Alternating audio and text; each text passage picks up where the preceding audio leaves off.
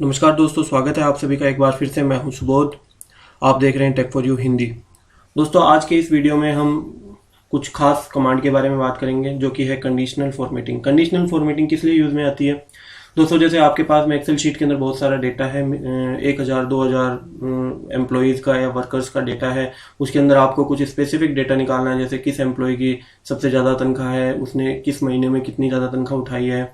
या इसके अलावा और दूसरे एग्जांपल की हम बात करें, स्टूडेंट्स का रिकॉर्ड है आपके पास में। उन स्टूडेंट्स के अंदर आपको पता लगाना है किस स्टूडेंट के सबसे ज़्यादा मार्क्स आए हैं, किस स्टूडेंट के सबसे कम मार्क्स आए हैं, या कौन कौन से ऐसे स्टूडेंट्स हैं जो कि 80 to 90% के बीच में लाई कर रहे हैं। तो इन सभी क्वेश्चंस का आंसर आपको आज के इस वीडियो में मिल जाएगा दोस्तों।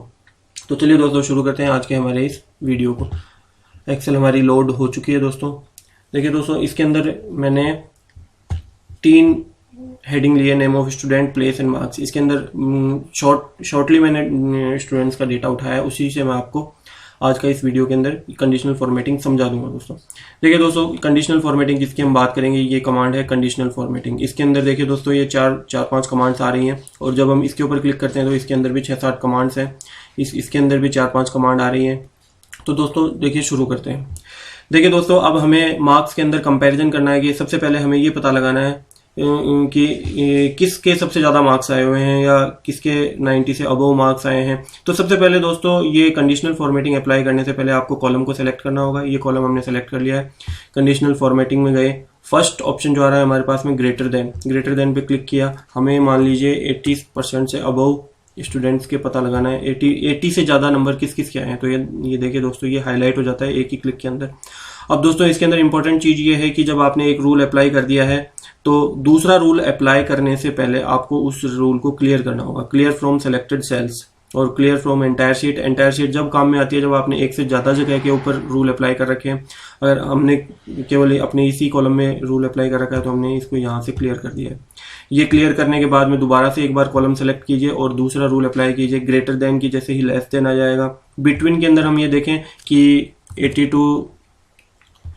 to 90% के बीच में कौन कौन से स्टूडेंट्स आ रहे हैं उसका हम पता लगाएं। तो देखिए दोस्तों, ये 80 से 90% के बीच में जो स्टूडेंट्स हैं वो हाईलाइट होकर के हमारे पास में अपने आप आ जाते हैं। इसके बाद हम देखें दोस्तों, आगे कमांड देखें, less than, between, equal to का भी हम पता लगा सकते हैं कि 90 नंबर किस किस के आए हैं।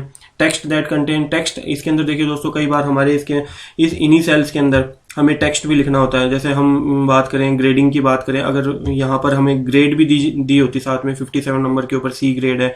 तो इस तरीके से जिस भी कॉलम के अंदर या जिस भी सेल के अंदर आपका टेक्स्ट आ रहा होगा तो यहाँ से वो टेक्स्ट को हाईलाइट कर देगा, उसी सेल को ये हाईलाइट कर देगा। डेट अकरिंग के अंदर दोस्तों, जैसे हमने डेट डाली हुई है, last week, this week, dates डालनी पड़ती है एक्सेल शीट के अंदर मेंटेन करने में, बहुत बड़ी बड़ी शीट्स के अंदर। तो इस तरीके से हम डेट वाइज अपना डेटा निकाल सकते हैं कि इस डेट को हमने ये डेटा अप्लाई किया था, इस डेट को हमने ये डेटा अपडेट किया था। इस तरीके से डेट वाइज हम अपने डेटा को निकाल सकते हैं।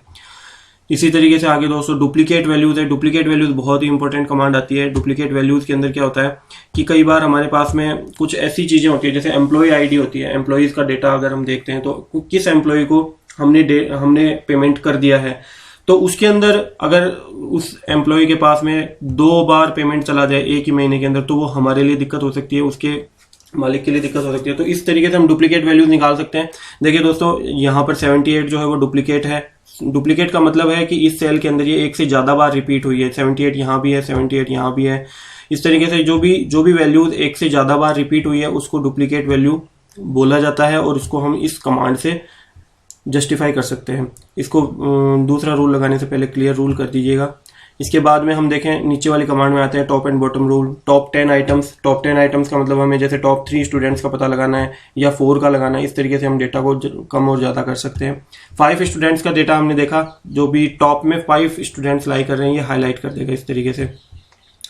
आगे हम बात करें दोस्तों, सबसे पहले क्लियर रूल करना होगा आगे की कमांड लगाने से पहले।